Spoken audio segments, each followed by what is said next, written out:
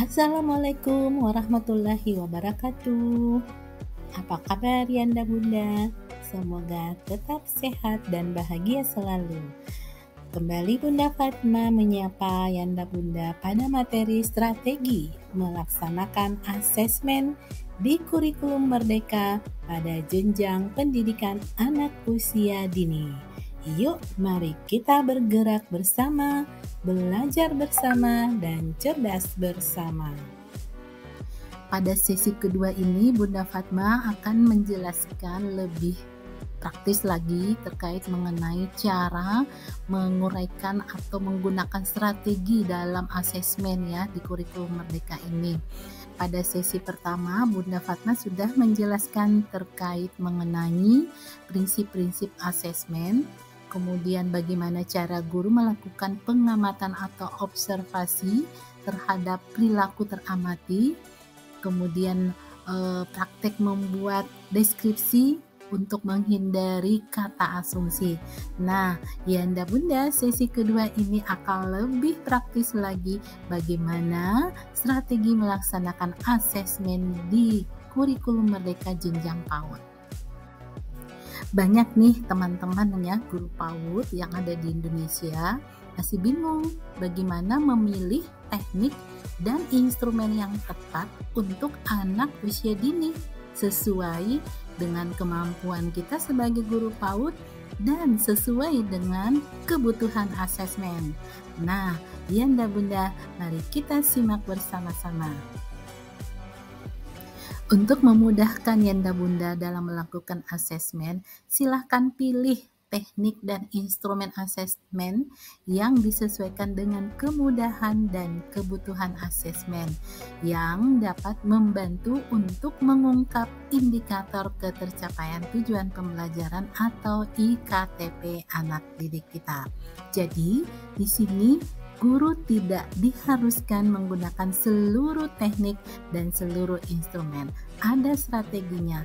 Maka dari itu, guru boleh memilih teknik dan instrumen yang digunakannya. Kayak gimana ya? Mari kita simak selanjutnya ya.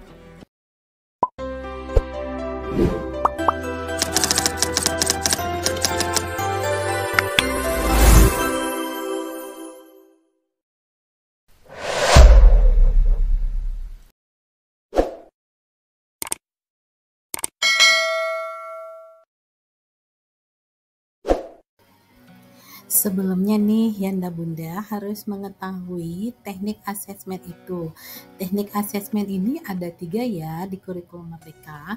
Yang pertama, asesmen awal. Kedua, asesmen formatif. Dan yang ketiga, asesmen sumatif atau asesmen akhir. Oke, ini sudah pernah saya bahas pada sesi pertama di materi asesmen ya. Kemudian instrumen asesmen yang digunakan di pendidikan anak usia dini atau di taman kanak-kanak ada 4 ya. Ini yang sering kita gunakan ada 3, instrumen checklist, catatan anekdot, hasil karya. Nah, ini yang terbaru, instrumen yang terbaru di kurikulum Merdeka itu yaitu instrumen foto berseri. Nah, ada 4 instrumen asesmen di kurikulum Merdeka ya. Nah, bagaimana nih strategi pemilihan instrumen asesmen dan strategi pemilihan teknik asesmen di pendidikan PAUD atau di taman kanak-kanak? Nah, untuk di sini ada 2 model ya. Ada model pembelajaran sentra dan juga model pembelajaran kelompok. Untuk model pembelajaran sentra, boleh kita membuat strategi seperti ini ya. Seperti sentra literasi dan numerasi. Instrumen yang digunakan adalah checklist atau foto berseri. Boleh dua-duanya ya. Kemudian sentra TRB atau teknologi rancang bangun. Instrumen yang digunakan adalah checklist atau foto berseri atau boleh juga kedua-duanya. Kemudian sentra sains. Instrumen yang digunakan boleh instrumen catatan anekdot atau foto berseri. Kemudian sentra rekayasa dan imajinasi, instrumennya adalah catatan anekdot atau foto berseri. Kemudian di sentra seni menggunakan instrumen penilaian hasil karya. Wah, ini sebuah strategi pembagian yang baik ya teman-teman ya. Jadi boleh silahkan melakukan analisis sesuai dengan kemampuan guru dan sesuai dengan kebutuhan asesmen. Untuk sekolah yang menerapkan model pembelajaran kelompok, maka ada juga strateginya ya teman-teman ya. Ada 4 instrumen boleh kita gunakan sesuai dengan kebutuhan guru dan tentu sesuai juga dengan kebutuhan asesmen. Nah, Yanda Bunda boleh memilih dari 4 instrumen tersebut. Misalnya nih dalam satu pekan, guru menggunakan instrumen checklist. Nah, ketika anak-anak kita menghasilkan karya, maka guru boleh menggunakan instrumen hasil karya untuk menguatkan guru mendapatkan data atau informasi selain dari instrumen checklist yang sudah digunakan. Jadi kalau guru sudah menggunakan checklist pada pekan itu, kemudian pada pekan itu juga anak-anak yang di asesmen itu menghasilkan karya, maka boleh ditambah dengan instrumen hasil karya untuk menguatkan data-data yang diperoleh. Nah, instrumen yang lainnya seperti foto berseri boleh juga digunakan ya kalau Yanda Bunda sanggup untuk menggunakan instrumen foto berseri.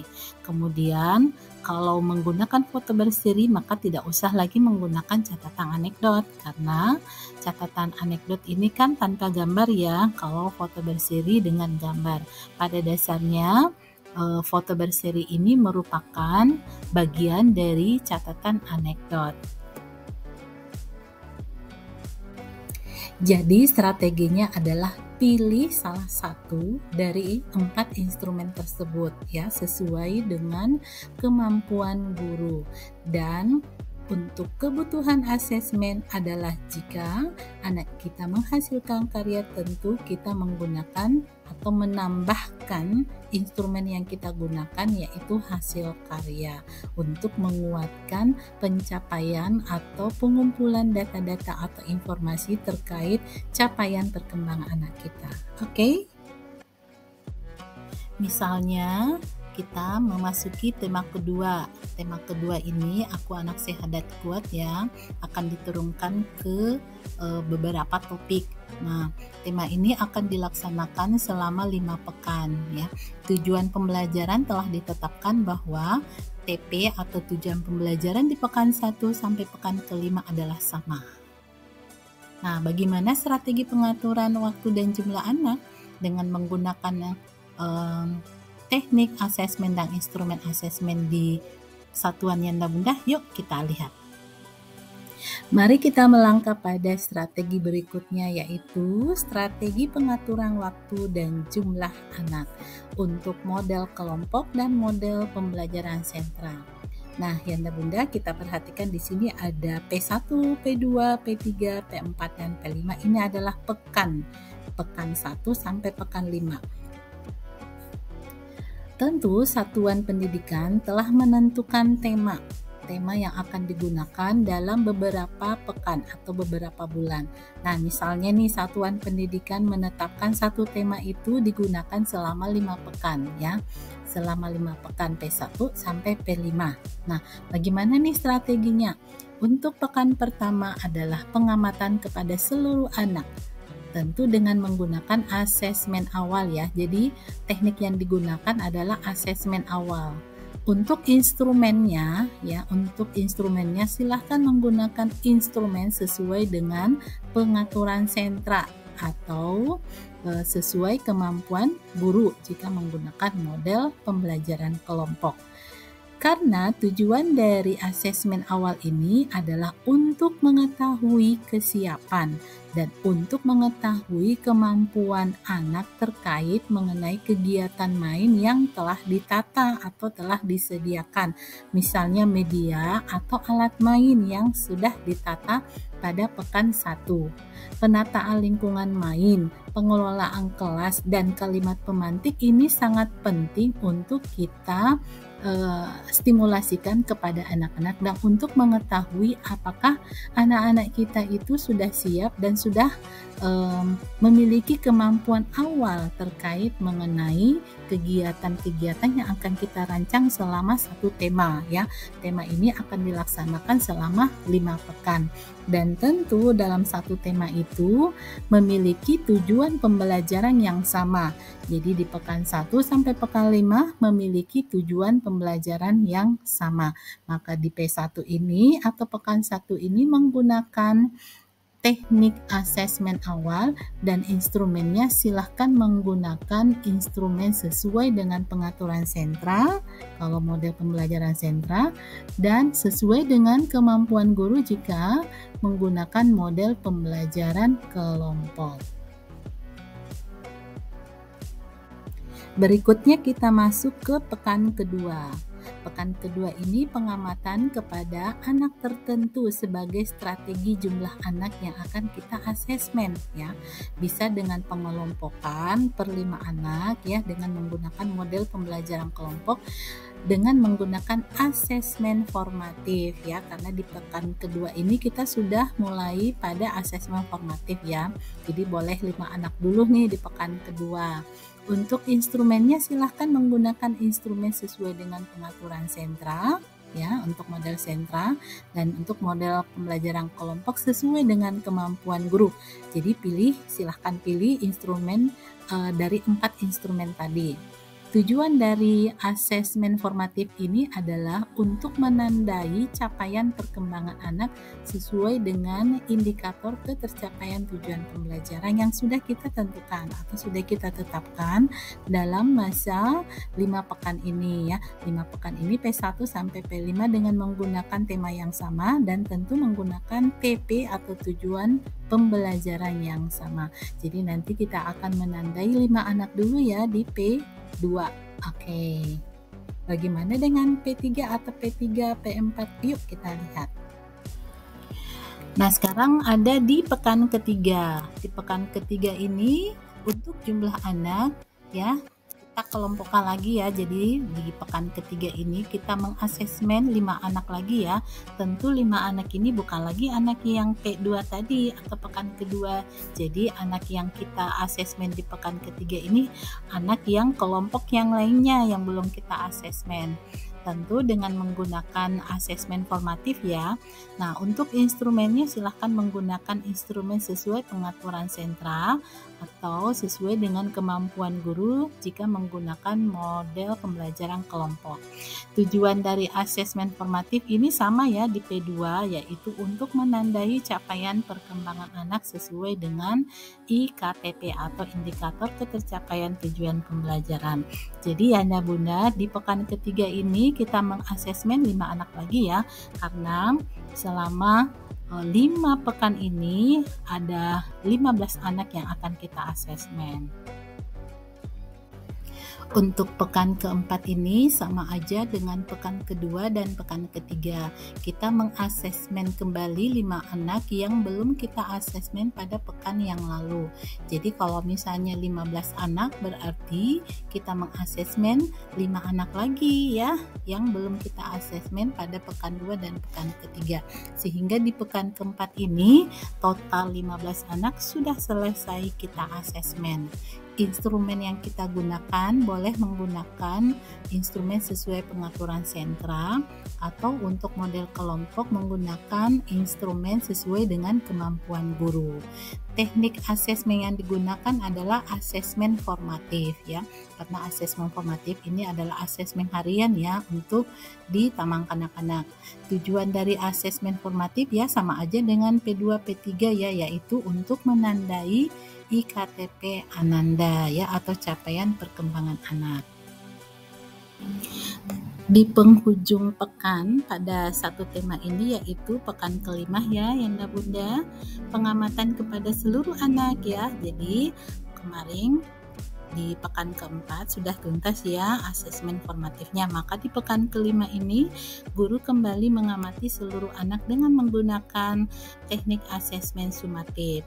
Dan untuk instrumennya silahkan menggunakan instrumen checklist ya untuk semua sentra nih ya. Untuk model kelompok boleh menggunakan juga checklist ya. Kenapa menggunakan checklist? Karena ini sangat memudahkan bagi guru, karena tujuan dari asesmen sumatif ini adalah untuk memastikan bahwa seluruh anak-anak kita itu sudah mencapai tujuan pembelajaran yang telah ditetapkan di modul ajarnya. Kenapa untuk memastikan? Karena TP di pekan berikutnya ya itu sudah berganti. Artinya di pekan 1 sampai pekan 5 ini tema yang digunakan, tujuan pembelajaran yang digunakan juga sudah berakhir. Artinya akan masuk pada tema yang berikutnya. Kemudian tujuan pembelajarannya pun juga sudah berganti. Maka di pekan kelima ini kita menggunakan teknik asesmen sumatif, yaitu gunanya adalah untuk memastikan bahwa seluruh anak-anak kita itu sudah mencapai tujuan pembelajaran yang ditetapkan di modul ajar.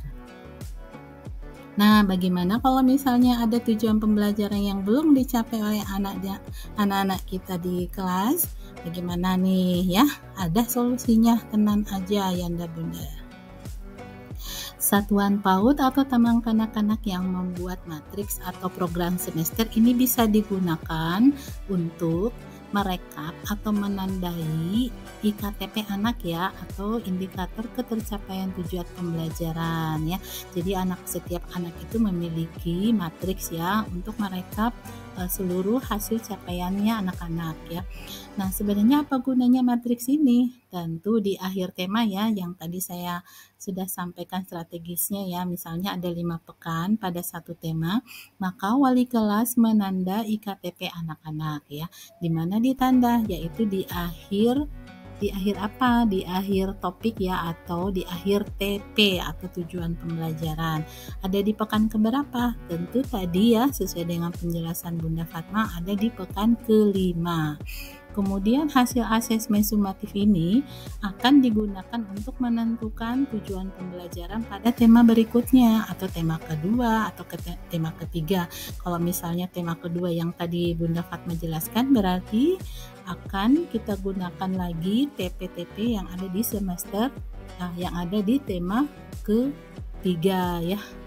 Jika masih banyak anak yang belum mencapai TP tertentu ya, maka TP tersebut dapat diulang pada tema berikutnya ya. Jadi kita bisa melihat, mengamati hasil checklist kita ya, berdasarkan capaian anak-anak dengan instrumen yang digunakan ya, tentu dengan analisisnya ya Yanda Bunda ya, jangan lupa ya. Nanti di sesi ketiga lah insya Allah Bunda Fatma akan menjelaskan lebih detail lagi tentang analisis dari instrumen ya, instrumen asesmen. Nah, Yanda Bunda, untuk TP pembiasaan ya, jadi sekolah bisa menentukan TP pembiasaan. Untuk TP pembiasaan, maka asesmennya ini dapat dilakukan di akhir topik pada setiap tema ya, atau pada saat sumatif saja ya Yanda Bunda ya untuk TP pembiasaan. Boleh juga di akhir triwulan ya, boleh juga di akhir semester.